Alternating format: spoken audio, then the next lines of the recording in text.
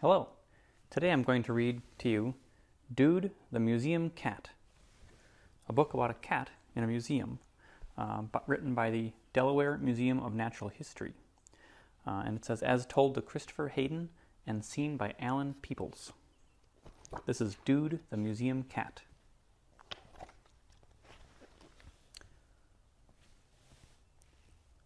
Feeling left behind and lonely, I pawed through the trash inside a large green dumpster in hopes of finding something to eat. Suddenly, this hand came down and scooped me up. At the other end of the hand was this big guy. I mean, he was so tall. "What are you doing, little dude?" Big Guy said as he scratched behind my ears. I began purring. When you are scratched behind the ears, you just have to purr. Big Guy smiled. "You look hungry," he said.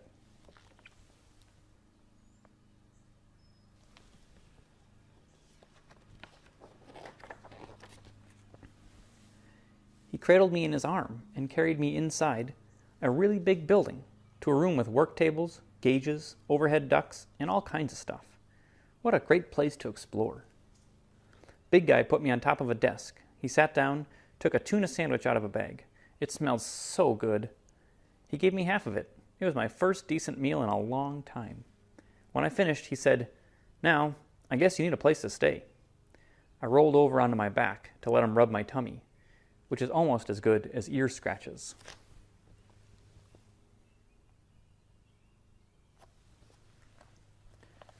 "Well, if you stay here with me in the maintenance department, you must have a job and earn your keep," he said. "Maybe you could keep the museum free of mice."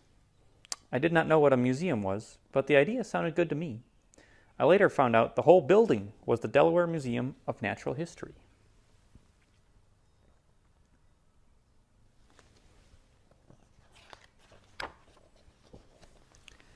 Big Guy took me around and introduced me to everybody.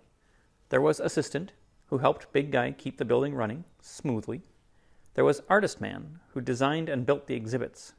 There was Security Officer, who kept the building safe. And there was Teacher Lady, who taught the kids about nature. He even let me meet the workers all the way up on the upper floor, including the scientists.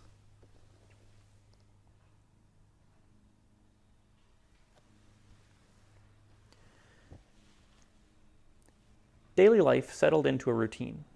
I followed Big Guy around. I stalked the corridors in the lower level. I explored the equipment rooms. I strolled along the top of the air ducts. I took a lot of breaks for snacks and naps. I grew into my job. Life was good.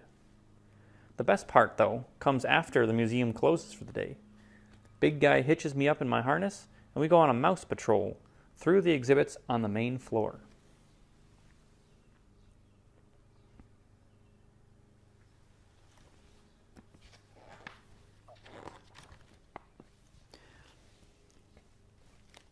I get to go into the dinosaur gallery and see the two towering skeletons of some animals called dinosaurs.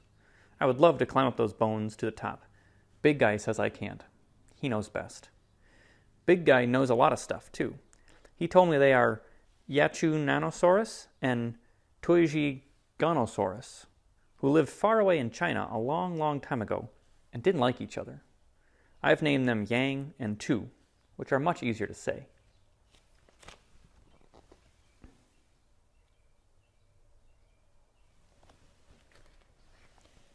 He lets me nose around in the galleries. I'm supposed to be hunting mice, but I can't help looking at everything. In one room, I can walk on pretend water without getting my paws wet. Looking down through it, I see the Great Barrier Reef. There are lots and lots of shells in this room, including scallops, nautilus, oysters, and mussels. One of the shells is so big that it could probably swallow me in one bite. Bigger still is a giant squid hanging at the entrance to the museum.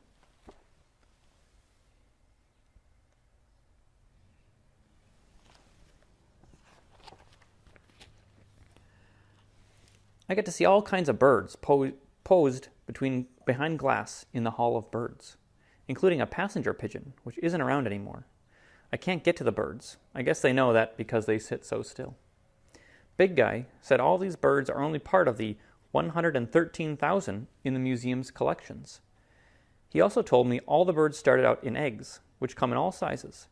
He showed me a display with a huge elephant bird egg on and a very tiny hummingbird egg to prove it.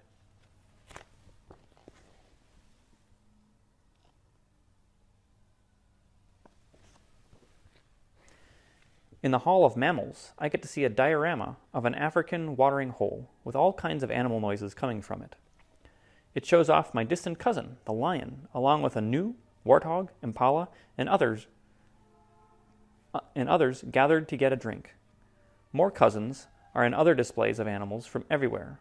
Big Guy said they come from Africa, Antarctica, North and South America, as well as woods, streams, and marshes in Delaware.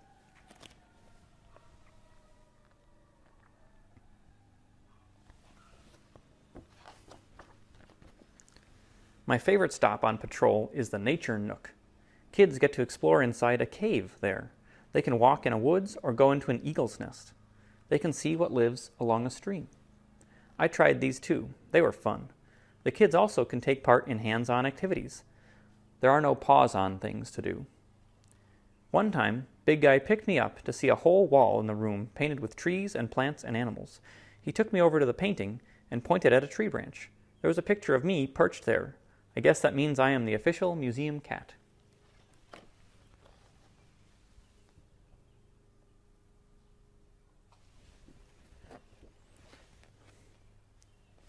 I enjoy my work. I am having the best time of my 9 lives. Every cat should have a museum. Oh, by the way, I have yet to see a single mouse in all my years here. I am not about to tell Big Guy that. He would only say that I'm doing a really good job.